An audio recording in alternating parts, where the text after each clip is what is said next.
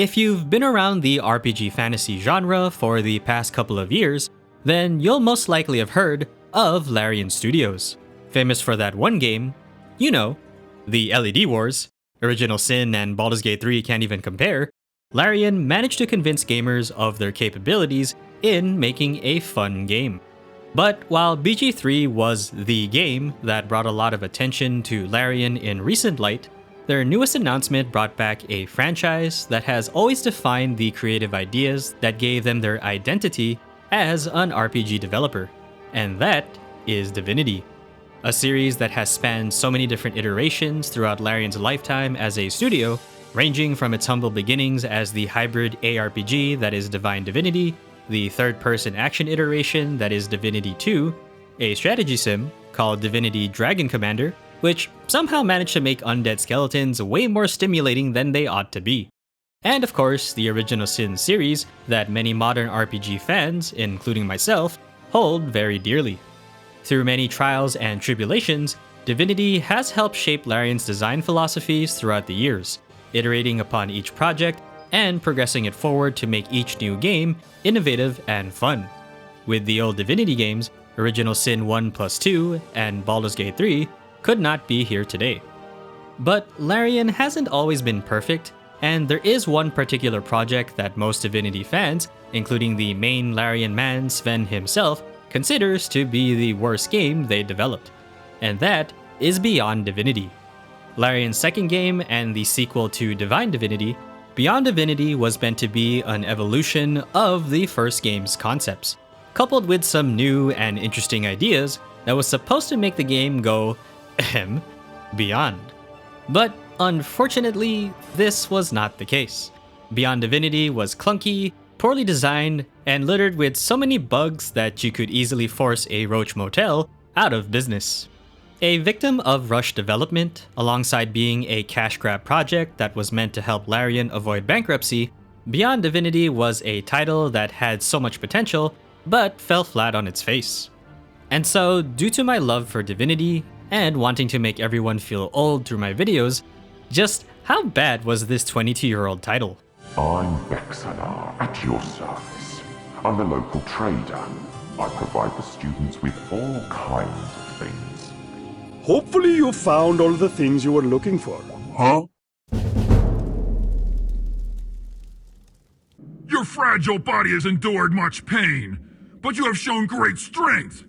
Beyond Divinity's story can be described as, what the f was the point? Taking place some odd years after the events of the first game, you play as a paladin that serves the Divine One, specifically Lucian from the last game. TLDR, the all-powerful being who is basically the chosen hero of the realm. But due to an unfortunate encounter with a necromancer that TPW'd everyone in your party, you become a prisoner of the Legions of Chaos, and relocated to a demon-inhabited realm called Nemesis. Stars! But due to some weird twisted sense of humor, the head nemesis in charge soul-forged you to a Death Knight who is equally displeased at the situation, as evident by his extremely aggressive voice acting. Do not shrink from me, human! I hear your fear! Thus, both of you form a jagged alliance to get the hell out of literal hell. Over the course of the game, you encounter many different locations where you and your new best friend try to figure out your way back to Rivellon. She is my former mistress, a witch still living in Rivellon. I guess it's pronounced Rivellon in this game. From the get-go, I thought the premise was a whimsically fun adventure in that you're basically partnered up with the enemy of the people that you are sworn to hate, and thus have to work with Mr. DK throughout the journey. It actually reminded me a bit of the way Larian treated your party members in their modern games, where nearly 90% of them are extremely difficult to get along with at first glance, and through the journey, you become the chummiest of chums by the end. Unfortunately for this game, both your personalities and interactions with each other amount to almost nothing. DK is that one-note pessimist who always has to have a remark about everything. I think this little guy is a bit on the short side for an elf. Not to mention always giving you crap. It worked! I can't smell you anymore. Thank chaos. And you yourself are simply the guy who asks questions and accepts quests. In fact, your character has no personality whatsoever. With regards to both you and Mr. Death Knight throughout the story, it's just not there. It was extremely hard to find any aspect about them that would provide any motivation to make me want to see their journey to the end. I honestly stopped having any interest the moment we got to the first town, and no character nor major story development occurred whatsoever. It's disappointing because an interesting dynamic was established with Mr. Death Knight being a total evil arse and you being the good guy paladin, but the game never realizes this to the fullest extent.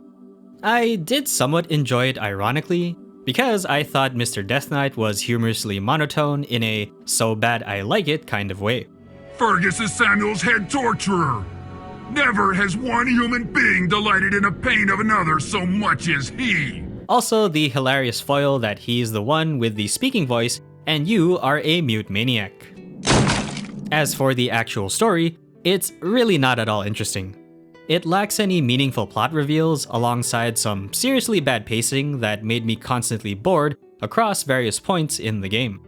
Now, Divine Divinity's story isn't necessarily the best either, and a lot of its story points were simply there for the sake of the game, so Beyond Divinity is a bit more disappointing because it doesn't fare any better. The protagonist exists due to plot circumstance, the villains are kind of Saturday morning. The loser will be motivated to perform better next time.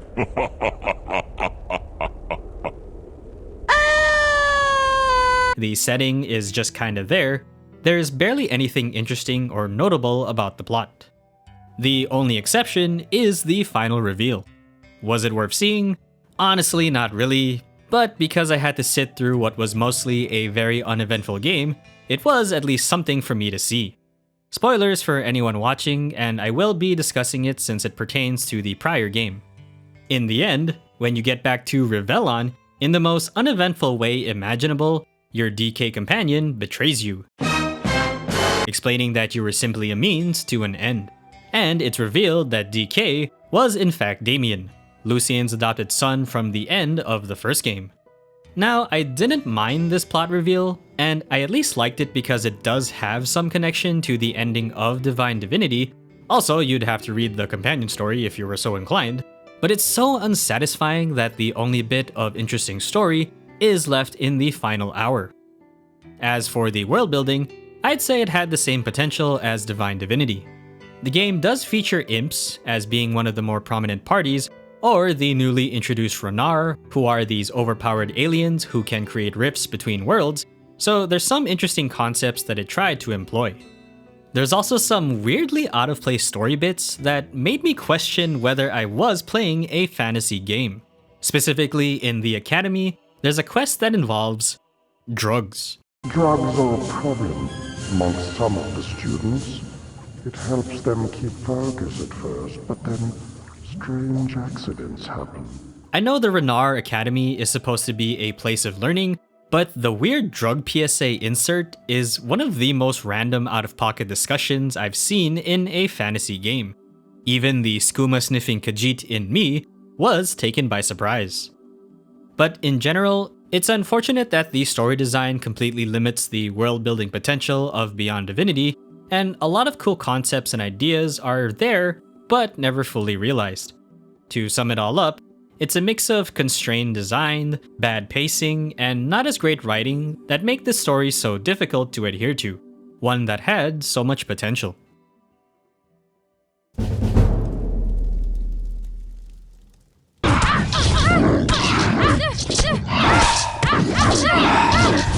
Taking the same page from the designs of Divine Divinity, Beyond Divinity is an ARPG / real-time pause hybrid where you control your characters from a top-down view while you click away at your journey. A typical RPG experience with things like stat leveling, equipment management, skills / spells to learn, and item hoarding for those with kleptomania in their hearts. The benefits of being a strength user. A gameplay loop that is very much unchanged from the first, but with a very obvious inclusion: co-op. But it's still a single-player game. Instead of the singular character that you control in Divine, Beyond lets you manage 2 characters, each with their own stats and skills for you to customize. The only exception, Mr. Death Knight can't wear anything else other than his edgy armor and a few accessories. The only other fashion choice you can make for him is a secret box that makes him permanently pink. You go from map to map trying to complete the main objective, while also getting XP from quests and beating up living things to take on tougher enemies down the line. And that's pretty much the general gameplay loop for Beyond. Unfortunately, while the system itself isn't inherently bad, it's a lot of the other parts that are meant to facilitate or service the gameplay loop that kind of let it down. Some parts made me have fun clicking my way downtown, but others I was simply screaming, "Why?" The first issue that gave me a bit of a headache was the on-screen UI.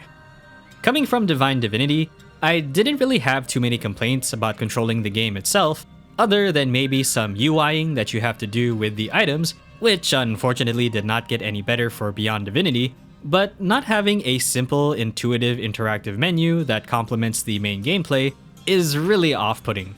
I don't know who thought it was a good idea, but having the action center located in the top right makes it really hard to keep track of both the on-screen action and everything else you have to manage.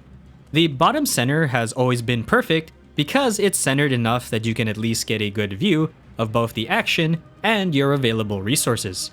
So to have the action bar located in the top right makes it so arduous to keep track of everything.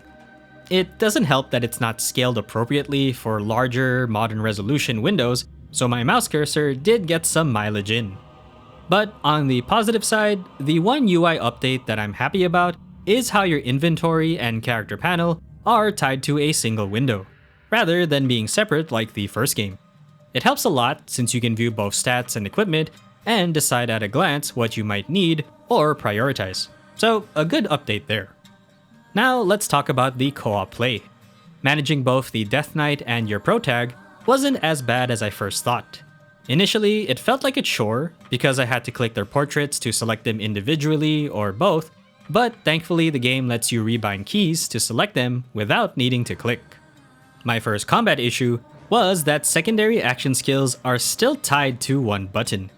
This is a carryover from Divinity, and you have to basically select your set of available spells/skills from the window, or the weird UI hotkey, which involves Control plus an F-row key, then you can press right-click to activate it.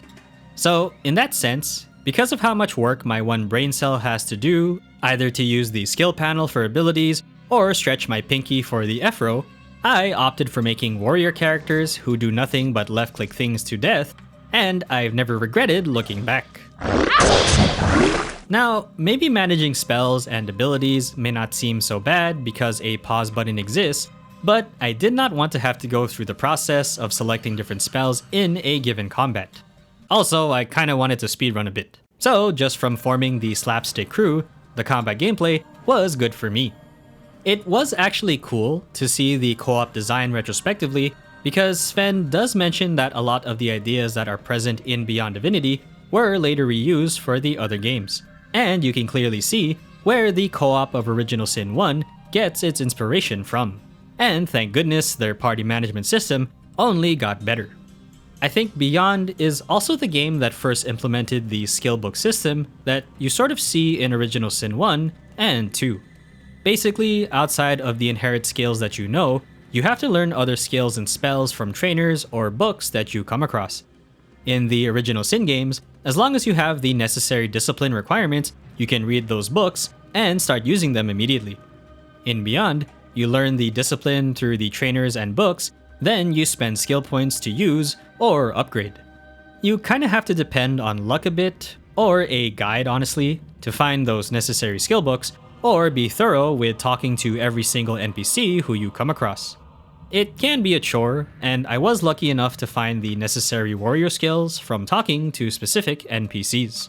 In Original Sin, it didn't really feel that arduous to find them, because those skill books have always been placed in accessible areas for you to find, almost always a vendor in the town of the map that you're in.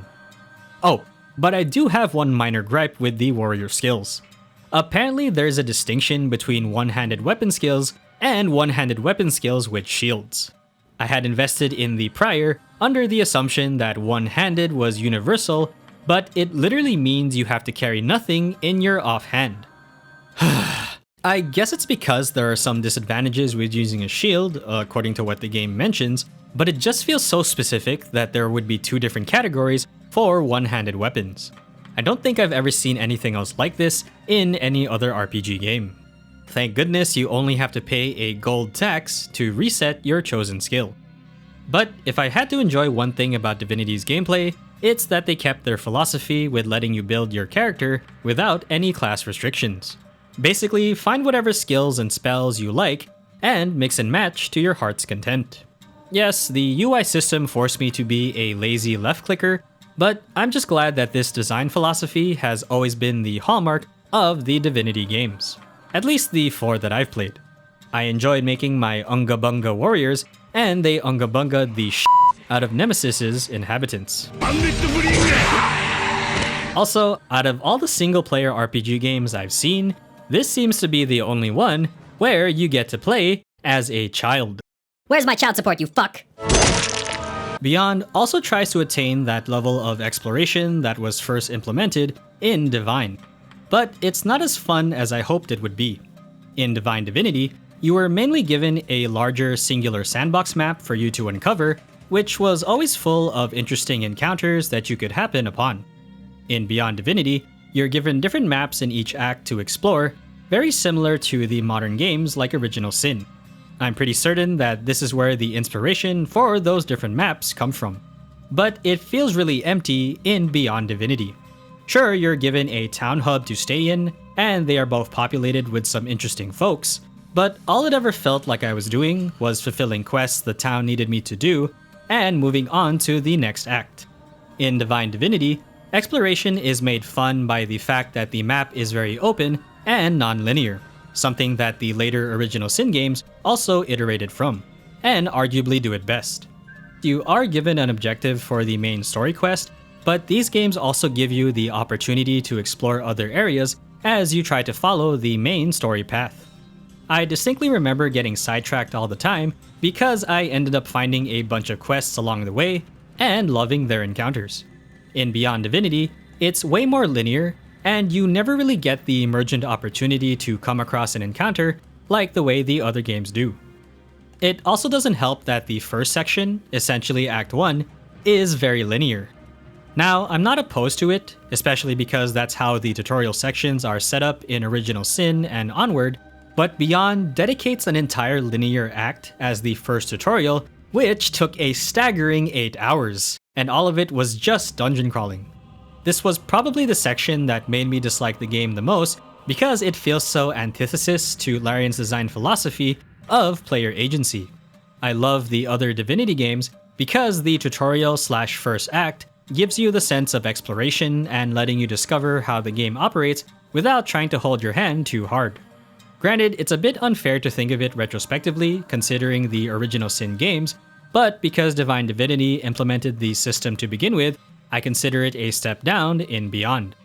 But like the co-op system, it is rather cool that Larian also adopted the different map portions and actually making them work for Original Sin and after. Outside of the main gameplay, the only thing that gave me mixed feelings was balancing. Combat difficulty wasn't bad, at least on normal settings, but Larian implemented an interesting system called the Battlefield system, where you can easily teleport to a random map dungeon from anywhere in the main game to beat the crap out of enemies and pretty much gain everything you need. Literally gold, equipment, and experience whenever you want, because it's all just there. Basically, the system is to allow you to help scale to the appropriate level as a sort of self-balance adjustment should you feel underpowered. I did use it a lot, mainly for the vendors, since they sell both potions and equipment, making it very useful. That said, it kind of feels like a very abusable system that breaks the balancing of the main story, making it fairly easy. I'll be honest, it felt very cheesy to carry literally hundreds of potions and feel unkillable. Assuming I clicked correctly though.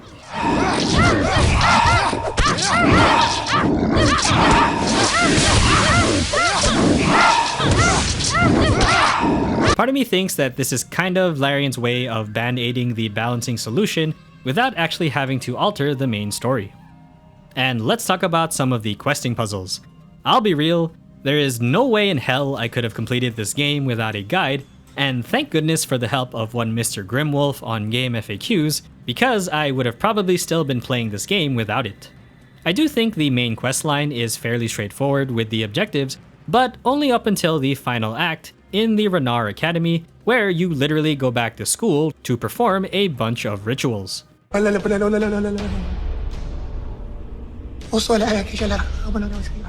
That specific section is a bit cryptic with how the puzzles sometimes work. Also, invisible walls, seriously. The side quests are way more challenging, and they feel like they require a PhD just to complete them.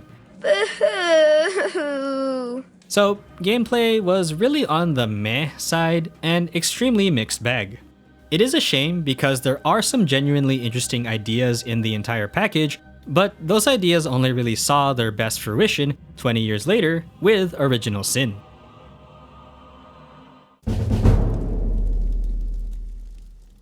What's this? There's an imp hiding behind that mushroom. 2004 was a year that brought a lot of really good-looking games, especially 3D ones.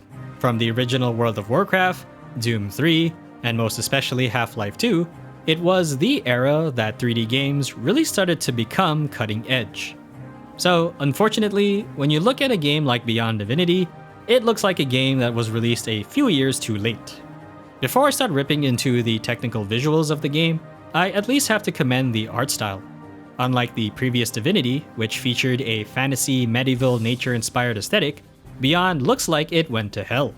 Nemesis features landscapes of the brimstone and volcanic variety, and a desert landscape that will make you go, witness me. So, in terms of portraying a location that is meant to be outworldly and hellish, Nemesis is your dream destination, especially when trying to look like the opposite of Rivellon. But in terms of technical capabilities, it is extremely evident how rushed those aspects are. The most notable is the disparity between the 2D and 3D portions of the game.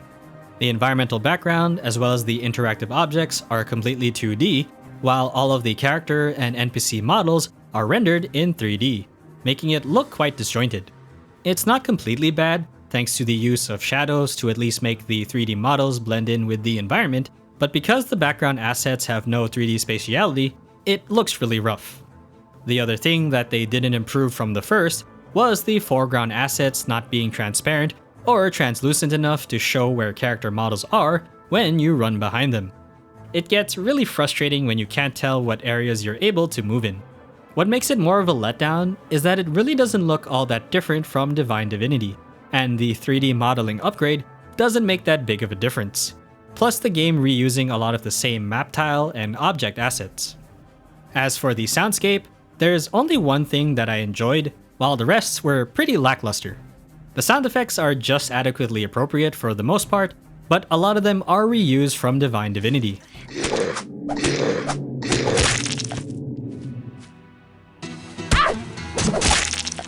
Barely anything improved upon, and it still has that kind of crunchy, low-quality feel to some of them.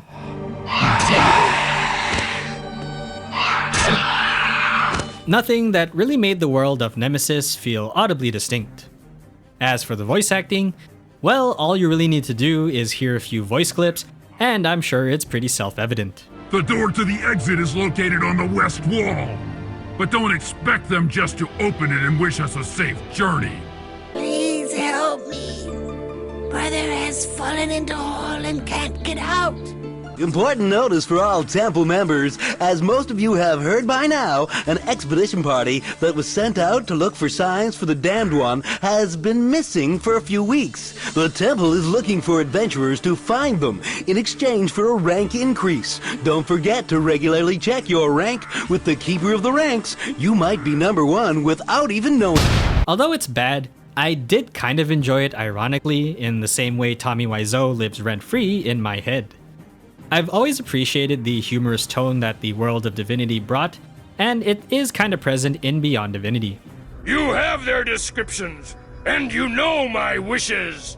Yes, Master. Find them. Yes, Master. Hurt them. Yes, Master. Kill them.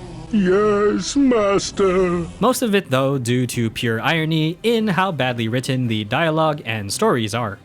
The mix of DK, the imps, and the Renar having the weirdest post-process voice Will you pay me 500 gold for the vow? makes it so laughably terrible. I did enjoy the music, and it was again composed by the late Kirill Pokrovsky. I'm still butchering his name pronunciation, I'm sure, and it was the only source of output that gave the world some emotional character.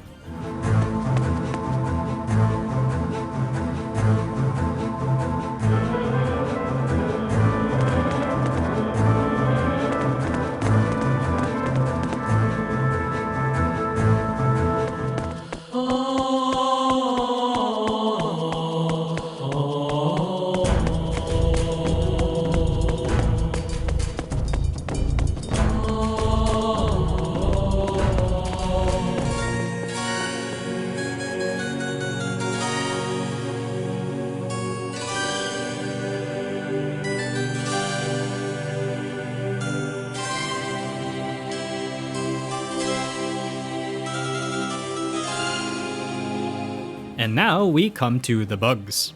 I don't think I've encountered as many bugs as some people have mentioned online, but I did encounter enough where they nearly prevented me from finishing the game.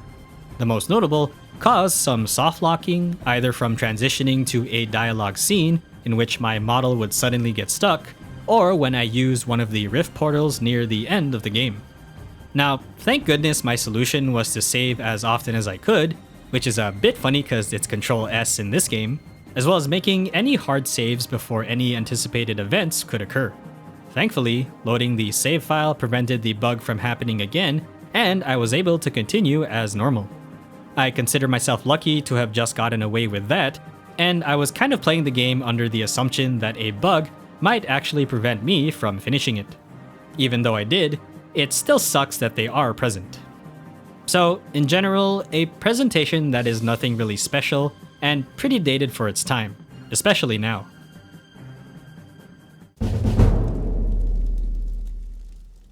Nice to see you again. Can have key for free. Yeah, Beyond Divinity is a pretty rough game to want to enjoy. And unless your full legal name is Maso Kist, or you are a dedicated Divinity fan, I wouldn't recommend it. What stinks is that it's not completely bad, but it's disappointing because of the potential that was there. As I mentioned in the beginning, all of it can be attributed to Larian's decision to not fully commit to making this game as great as it could have been, and instead focus on churning out a project to make ends meet. From the lack of development in the world, the components of the story, proper balancing, the technical visuals, and the bugs, it's a classic victim of rushed development. But while Beyond Divinity was left in the dust, I will at least say this game served as an important reminder that with enough care and attention, those ideas could ultimately make a great game. And without Divine or Beyond Divinity, we sure as hell would not have the original Sin games, let alone Baldur's Gate 3 and the upcoming Divinity game. Now that I've seen Beyond, I now appreciate the original Sin games more than ever because it's not just Divine Divinity they improved and iterated upon, but also running it back on the concepts they wanted to implement in Beyond Divinity and making it better in Original Sin. So, thank you, Beyond Divinity. You may be the jankiest Divinity title I've played to date, but you're also a good lesson that Larian learned from to make their best games. But that's gonna do it for today, guys. Thanks for sticking around. There will be more games to play and more videos coming soon, so please stay tuned if you'd like to see more. But for now, I'll see you all next time.